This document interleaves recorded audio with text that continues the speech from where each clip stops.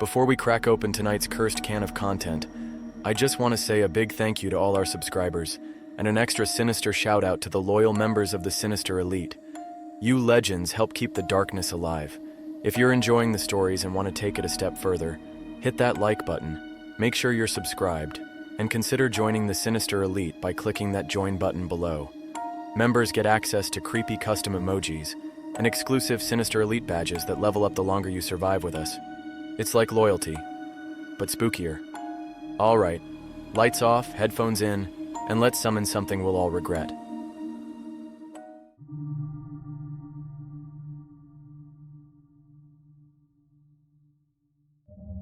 I never thought I'd be working at a museum, mostly because I'm allergic to history and mildly suspicious of anything that doesn't involve a snack or a Wi-Fi signal. But when the ad popped up, night shift temp needed, quiet work, no customers, competitive pay, I figured why not? The paycheck alone made me ignore the ominous phrasing of night shift and temp like I'd be spending my evenings fending off bored ghosts of the past. First impressions matter, right? The City Museum sits on the edge of downtown, the kind of building that looks ancient even if it's only 90 years old. Gothic-style stone, massive oak doors that could probably double as battering rams, and windows that glare down like they've seen too much. I parked in the lot and immediately regretted not bringing snacks, or a friend, or any level of courage above mild curiosity. The front door was already unlocked because apparently the curator trusts strangers to roam freely at night, or they just don't care if someone trips over a dinosaur skeleton. Inside, the smell hit me first, a mix of polished wood, mothballs, and what I swear was faintly decayed parchment. The security desk was empty except for a single clipboard and a handwritten note. Welcome to your first night. Follow the rules. Don't break the rules. Helpful. I glanced around, half expecting a ghostly receptionist to pop up. Nothing. Just the faint hum of fluorescent lights and the soft ticking of an antique clock that probably shouldn't still work. I shuffled toward the staff room to find my orientation packet, which looked like someone had photocopied a list of rules on a single sheet of wrinkled paper. The heading read, Rules for Night Shift Employees. Never feed the fish after midnight. If the mummy twitches, do not touch it. Keep the suits of armor polished. Refusal is considered disrespect. Do not enter the painting gallery unless the lights are fully on. Whispering to the taxidermy is strictly discouraged. Always lock the Egyptian sarcophagus before leaving. If a shadow detaches from its source, do not panic. Simply back away. I laughed, out loud, in the empty museum. Sure, okay. Totally normal rules, I muttered, picturing a bored curator with a sense of humor gone slightly off the rails. I even made a little joke to myself about rule number 5. Whispering to taxidermy, what, are we expecting a stuffed fox to start spilling government secrets? Orientation itself was a joke. The curator appeared via a Zoom call on a cracked iPad mounted to the wall. She, or it, looked like someone had taken a Victorian painting and turned it into a person. Severe hair, glasses perched precariously, voice like cold molasses. Good evening, she intoned. Follow the rules. Breach them at your peril. The museum watches and it remembers. I nodded politely. Uh-huh. Got it. Don't feed the fish. Don't touch mummies. Don't talk to stuffed animals. Crystal clear. She didn't react. I was starting to feel a little silly. Maybe a tad paranoid. I mean, really, what could happen if a taxidermied wolf felt ignored? I was about to head out to start my rounds when I noticed something odd. The fish tank near the entrance, the only one in the museum, was bubbling slightly, though the filter wasn't running. The tiny goldfish darted like it had just seen a predator.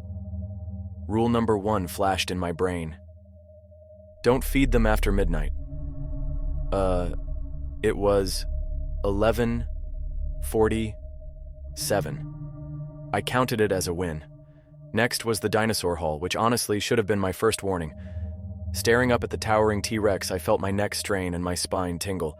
The skeleton's jaw seemed wider than before.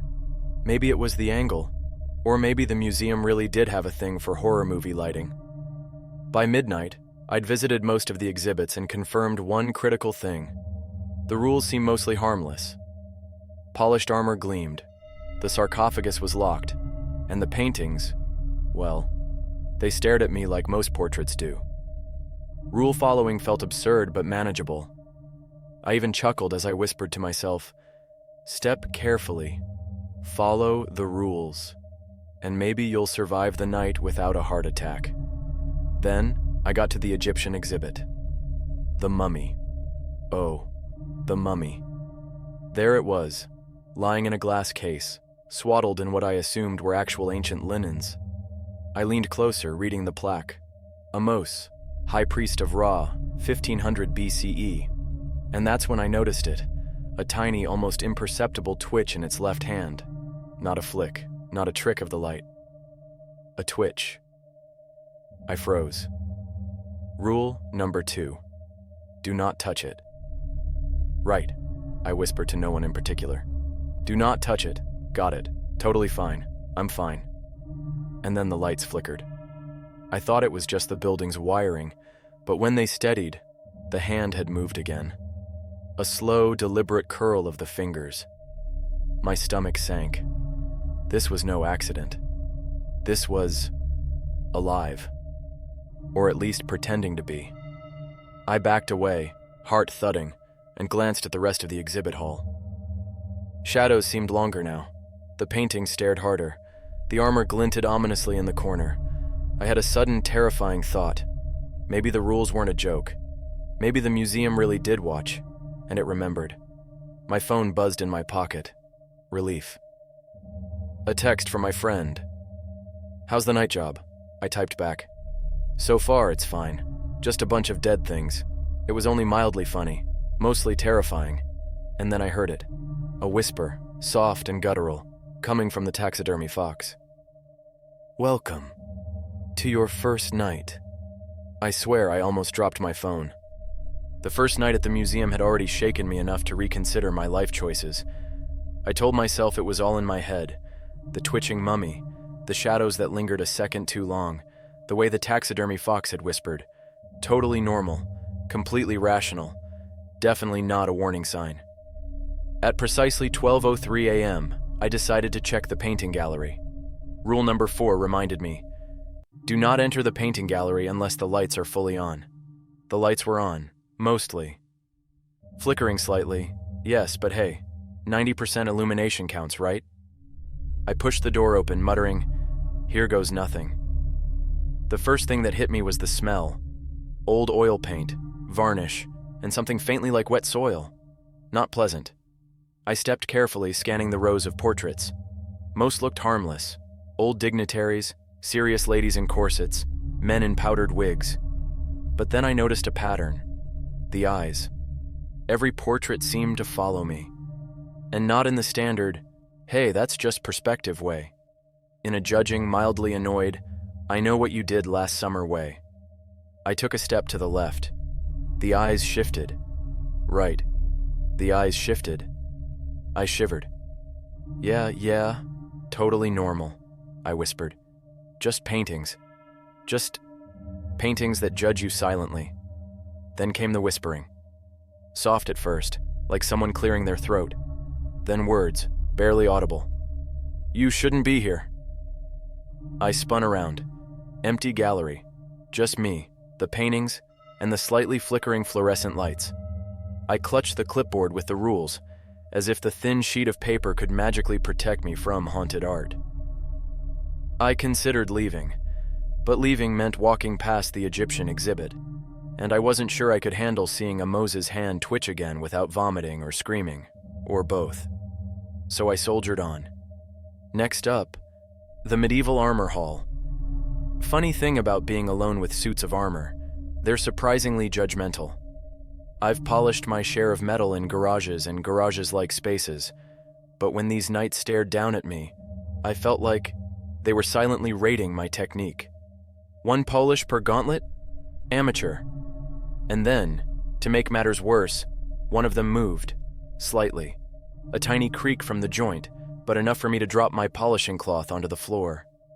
I froze, staring. The armor didn't move again. I exhaled shakily. Maybe the building was settling. Maybe. Then came the sound of footsteps, soft, echoing on the marble floor. I wasn't supposed to hear anyone. Security was out for the night and the building was empty. My heart ratcheted up. I peeked around the corner. Nothing. Just another suit of armor, standing taller than me, staring down with a metallic glare that somehow felt personal. I whispered to myself, "Okay, just follow the rules. Follow the rules. Don't feed fish, don't touch mummy, don't talk to taxidermy, don't freak out. Follow the rules." I took a deep breath and continued. The taxidermy fox in the Hall of North American Wildlife seemed to smirk at me from its perch. I swore I heard it whisper again. Why so serious? I almost bolted. Almost. But I told myself running wasn't part of any rule. I mean, rules number 1 through number 7 didn't mention panicking or sprinting across the museum floor. That had to count for something. By 12:47 a.m., I'd made it to the aquatic room. The goldfish were still alive, thankfully. Rule number 1 was being obeyed. But the tank had shifted slightly. Not moved exactly, but the water shimmered as if something beneath it had stirred. I leaned in. Nothing visible, but I could swear one of the fish stared directly at me. Judging. Possibly. Plotting. "Okay," I said aloud, my voice bouncing off the walls. "Just a fish. Just a fish that judges my life choices." I backed away slowly, only to find the shadow at the corner of the room had detached itself from the wall. Rule number 7. If a shadow detaches from its source, do not panic. Simply back away. My pulse thundered. I slowly stepped backward. The shadow didn't attack. It didn't move toward me. It just hovered there, dark and amorphous, like a sheet of black smoke suspended in the air. I stumbled over a rolled-up carpet. The shadow twitched. I bit my lip, trying not to scream. "It's fine. It's fine. I can handle this. Just follow the rules. They exist for a reason. Probably. Hopefully." And then came the laughter. Low, bubbling, slightly wet, and unnervingly amused.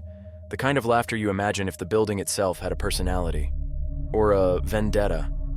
I darted around the corner and froze.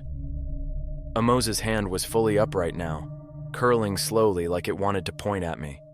The mummy hadn't even blinked before, but now it seemed alive, watching, waiting, judging.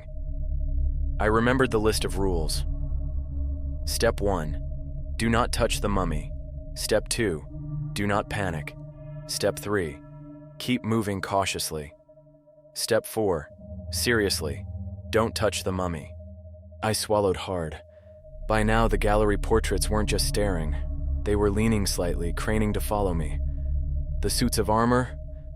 Well, one of them had shifted just enough to make it seem like it was ready to swing a sword. And the laughter followed me. Whispering followed me. Shadows followed me. I realized two things simultaneously. The rules weren't a joke, and I was officially in over my head.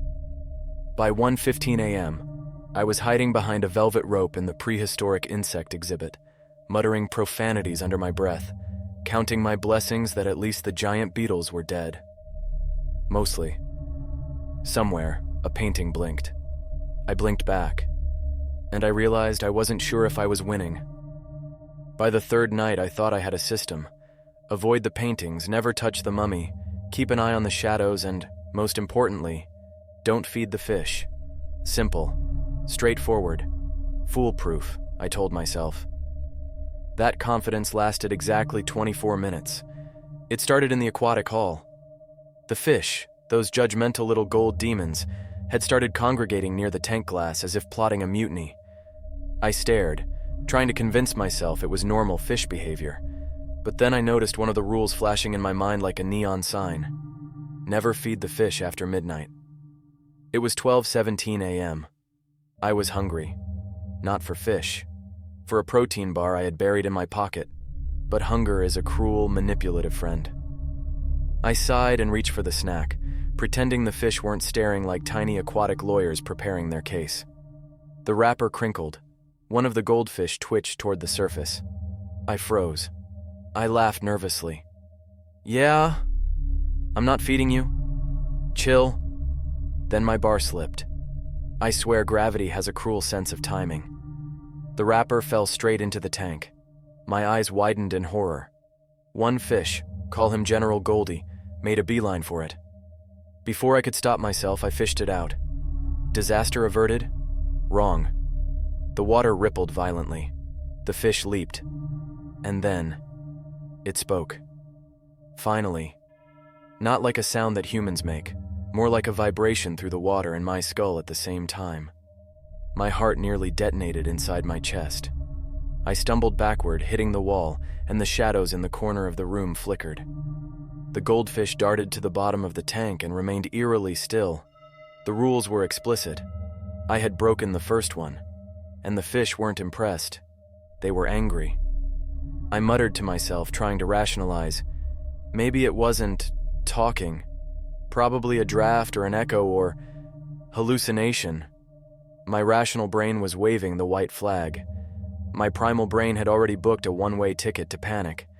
Shaking, I moved to the Egyptian wing to check on Amos. I had to remind myself, do not touch the mummy. Right. Rule number 2. Totally manageable, even in a state of heightened terror. The mummy's hand twitched. A little. I froze. Every time I blinked, it seemed to curl a finger closer to the glass. I told myself it's fine. Totally fine. Just a mummy doing mummy things. Then the shadow in the corner detached itself again. Rule number 7. Do not panic. Simply back away. Yeah, right. I backed away into a suit of armor display which creaked ominously. I tripped over a helmet stand, sending it toppling into another set of armor. The clang echoed like church bells in a cathedral dedicated to my impending doom. From somewhere above, a faint giggle drifted through the halls. Not human, not animal. Somewhere between the sound of metal grinding and someone smacking a book closed. I covered my ears, thinking it might help. It didn't. I realized 2 things in rapid succession. The rules existed for a reason. I was officially behind schedule in following them. And then it happened. The painting gallery. Eyes blinking, portraits tilting slightly, whispers crawling across the walls. One portrait, a particularly stern woman in a turquoise dress, leaned forward so far her painted knees nearly touched the frame. She hissed, "You shouldn't have done it." I spun on my heels and ran. Literally ran. Down the halls I had cautiously tiptoed before. My footsteps echoed like cannon fire, which made every suit of armor look like it was preparing to swing. I slammed doors behind me, hoping to create a barrier between me and whatever the museum had become. By the time I made it to the exit of the medieval hall, I realized something horrifying. The shadows were spreading. They weren't tied to objects anymore. They slithered across the floor like living ink. They merged, forming shapes, faces, hands, indistinct forms that reached toward me with silent intent. I screamed. Maybe. Definitely internally. Rule number 5 popped into my head. Whispering to the taxidermy is strictly discouraged. I hadn't whispered, but maybe my panic counts as a shout. I glanced at the North American Wildlife Hall. The fox, that smug little nightmare, had shifted its head toward me. Its eyes glinted with a knowing malevolence. Yes, I thought, it knows. I rounded the corner and froze. The mummy, Amos, had fully sat up. Not slowly, not like a subtle twitch. Fully vertical, swathed in linen, its empty eye sockets staring at me like it had been waiting for this exact moment. I had a thought. Maybe the rules weren't just suggestions. Maybe they were contracts. And I had just violated one. I backed away, almost tripping over the fallen helmet. And then I heard it. A low, guttural voice that reverberated from the walls themselves. You feed the fish. I spun around. Shadows writhed. Portraits leaned, Armor creaked. And the goldfish? The goldfish glared, judgmental little monsters. Rule number 1. Broken. Consequences. Immediate, terrifying, and apparently hilarious in the universe's twisted sense of humor. By 1:30 a.m., I had learned a critical lesson. The museum wasn't just haunted, it was hostile. And the rules? They weren't optional. They were survival instructions. I ducked behind a display of colonial-era weapons, shaking and muttering, trying to formulate a plan. I had to survive the night. I had to. And maybe, just maybe, I should have brought a flashlight bigger than a smartphone, or a weapon, or a prayer. Something. Anything that could help me make it to dawn. By the 4th night, I had stopped thinking of myself as the night guard and started thinking of myself as a contestant in some sadistic reality show, one where the prizes were permanent existential terror and possible incorporation into the taxidermy collection. I limped through the hallways, clutching the clipboard like a talisman. The rules were clear in my head. Do not feed the fish after midnight. Do not touch the mummy. Do not whisper to taxidermy. Do not ignore the shadows. Simple enough. If you weren't being hunted by inanimate objects that apparently had opinions. I crept toward the medieval armor hall, trying to remember exactly which step triggered the rules last night. The shadows on the floor slithered in my peripheral vision, forming shapes that weren't quite human but definitely intended to terrify. My heart pounded like a drumline at a football game. Then I heard it, a metallic clank from the armor display. I froze.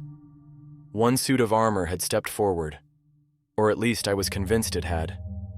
Its visor tilted, reflecting the dim overhead lights like a malevolent mirror. I swallowed hard. Please don't chase me. Please don't chase me, I whispered. But whispers were apparently not allowed in this hallway. The suits had no ears but somehow knew I'd spoken. I ran. Of course I ran. If a statue or armor can move, I'm convinced it can sprint faster than me. I barreled into the Egyptian wing, heart hammering. Amos was still upright. The linen swayed slightly, almost like a warning. I remembered rule number 6. If a mummy moves, avoid eye contact at all costs. Eye contact? Check. Avoid it? Not happening. I darted sideways, trying to retreat without triggering another set of consequences. But the hallway seemed to stretch endlessly. Every time I thought I was close to the door, another shadow blocked my path. It was then I realized the museum wasn't just active, it was strategic. The exhibits were working together. The shadows coordinated, the armor encircled, and the paintings leaned in like a jury ready to pass judgment. I ducked into the prehistoric insect exhibit, desperate for something, anything that I could hide behind. The giant beetles stared at me, lifeless and yet somehow mocking. One of the glass cases rattled. I jumped. "Stop it! Stop it! I'm just here to do my job!" I shouted. It was ridiculous. The museum didn't care. It was having a blast. Then the whispering started again. "Rule! Breaker!" It was slow, deliberate, echoing from all directions at once. My stomach churned. Maybe it was the fear. Maybe it was the realization that I had absolutely no backup plan. And then came the laughter. Not human laughter. Not even vaguely human. It sounded like the building itself was chuckling, like some ancient entity had been waiting centuries for someone foolish enough to break the rules. I tried to focus on the rules again. Do not touch the mummy. Do not feed the fish. Do not panic. Do not... Something was missing. Something important. I couldn't remember the rest. My mind scrambled. Panic wasn't helping. The museum seemed to know it. A shadow darted past me. Too fast to be human, too deliberate to be random. I stumbled backward into a display of colonial firearms. A musket toppled, sending me sprawling across the polished floor.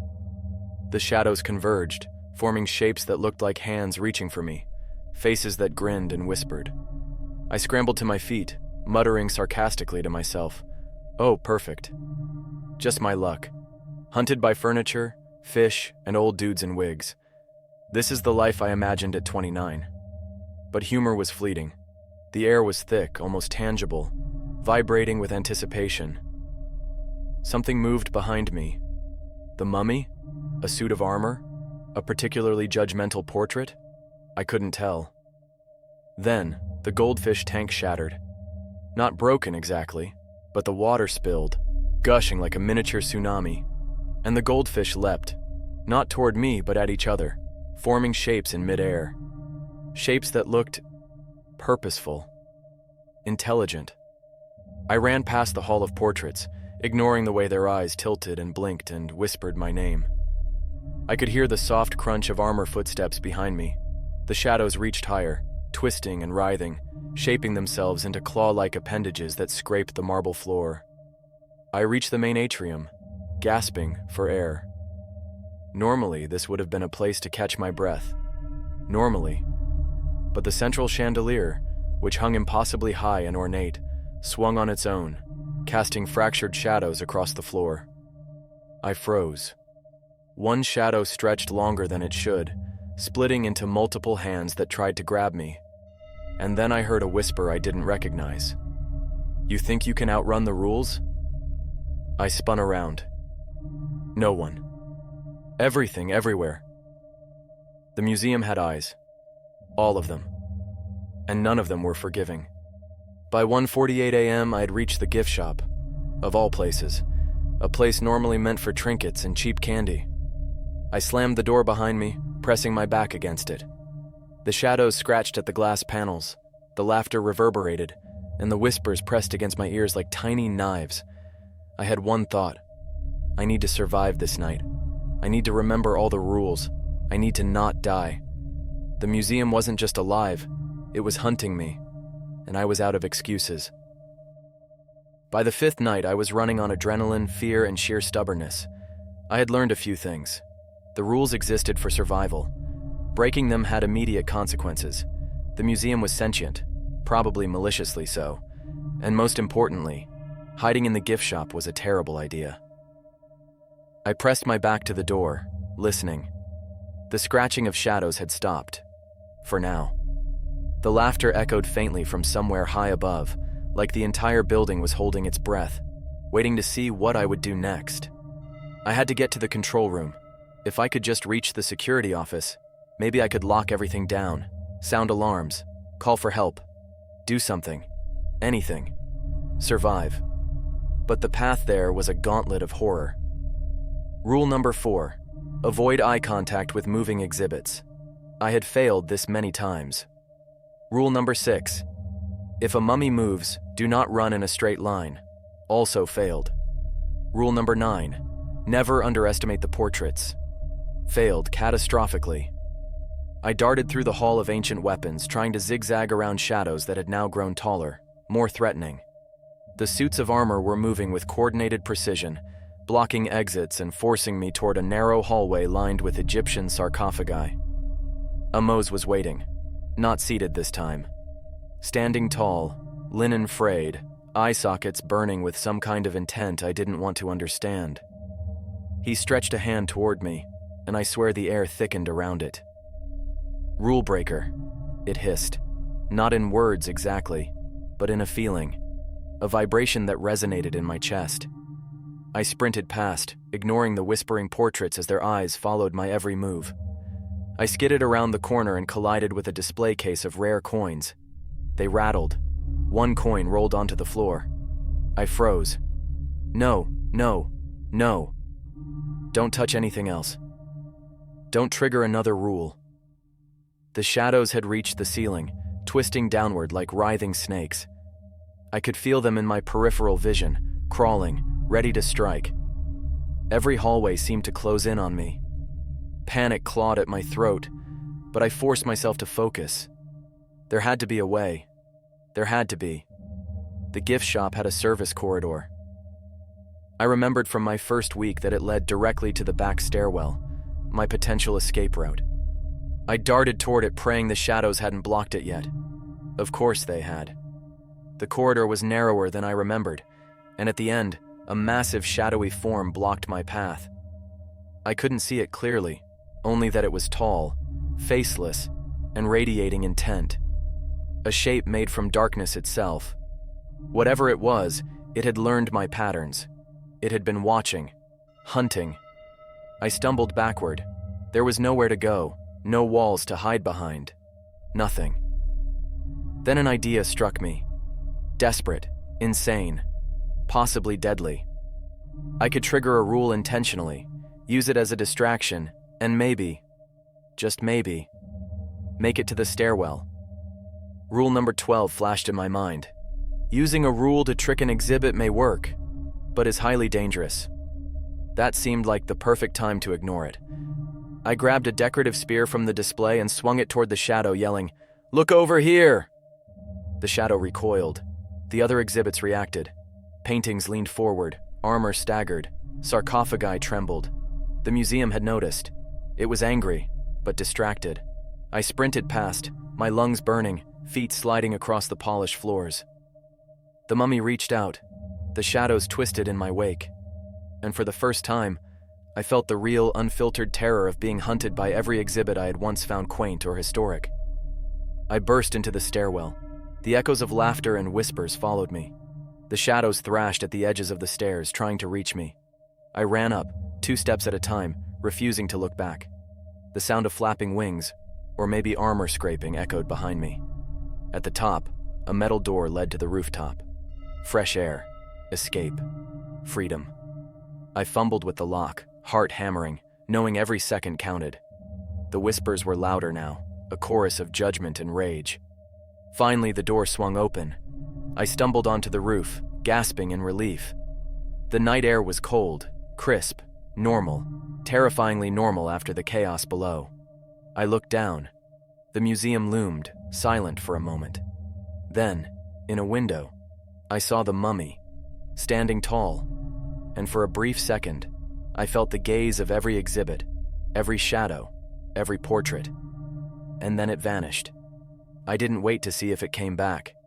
I ran down the fire escape, feet slipping on metal, lungs screaming, and didn't stop until I reached the street. The museum was behind me, silent and dark, like it had never been alive at all. But I knew better. The rules weren't just guidelines. They were survival instructions. Breaking one could summon shadows, awaken mummies, and turn friendly goldfish into judgmental assassins. And somehow, some way, I had survived.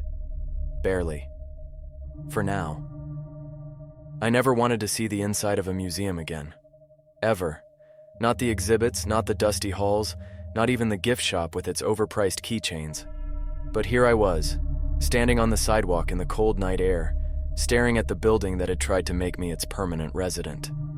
My chest heaved, my knees shook, and I had enough adrenaline coursing through me to power a small city. But of course, survival in a haunted museum wasn't as simple as running out the front doors. Somewhere deep inside, I knew the rules weren't finished with me yet. Rule number 15. The final bell marks the end of your shift, but the museum may keep the rule breakers. I hadn't heard any bell, and if the building had been sentient before, surely it would be extra angry now that I had intentionally triggered a distraction to escape. I edged toward the front, slowly, keeping my back toward the building. The shadows were quiet. Too quiet. I didn't trust it. Every horror movie, every creepypasta, every warning my brain had absorbed screamed at me. Something's coming. Then the first painting moved. Not a tilt or a flicker, but the kind of slow, deliberate lean that screams, "I see you." I swallowed hard. All right, I muttered to myself. Time to face the consequences. A skeletal knight stepped from its display. The clanking echoed like a death march. A mummy emerged from the shadows, wrappings trailing behind it like tattered banners. The taxidermied fox from the hunting exhibit froze mid-leap, staring at me with glassy, accusing eyes. I didn't run. I did something stupider. I talked. "Look," I said, trying for calm but sounding like a lunatic. "I didn't mean to break all the rules. I was scared. I panicked. They didn't listen. Of course they didn't. I remembered rule number 18. Exhibits do not respond to pleading. Exhibits respond to compliance. I took a deep breath, wiped the sweat from my forehead, and started following the rules. Every single one I could remember. I walked backward toward the museum entrance, keeping my gaze low, hands visible, whispering apologies to the shadows. Rule after rule, compliance after compliance. And slowly, the chaos began to ease. The shadows retreated. The mummy paused mid-step, the night froze, and the fox resumed its leap onto its pedestal. The museum seemed to relax. It wasn't over. I wasn't free, but I had a plan. I reached the main doors, remembering the final rule. Exit only when the museum deems it permissible. Permission? I wasn't about to wait. I bolted, kicked the doors open, and ran into the night, the air feeling like a blessing, a reprieve I didn't trust to last. I didn't stop until the streetlights were behind me, until the sound of my own breathing was the only thing audible. And then, in a moment that made my stomach flip, I glanced back. The museum looked like an ordinary building, silent, peaceful, as if nothing had happened at all. The exhibits were frozen, the shadows gone, the doors locked tight. I laughed, a breathless, hollow laugh. Relief, adrenaline, and lingering terror mixed together. I survived, I whispered. And I had. But the memory of the whispers, the laughter, the eyes in the portraits, and the purposeful hunting shadows would follow me forever. I vowed 2 things. Never, ever, ever work night shift at a haunted museum again. Never forget the rules. Not a single one. Because breaking them, even slightly, could cost more than sanity. It could cost your life. The morning came. Sunlight poured down, birds chirped, the world was normal again. I made it home, collapsed onto my couch, and stared at the ceiling. Alive, but changed, haunted. Forever aware that somewhere, deep inside that museum, the exhibits waited. Patient, angry, watching, and maybe, just maybe, preparing for the next rule breaker.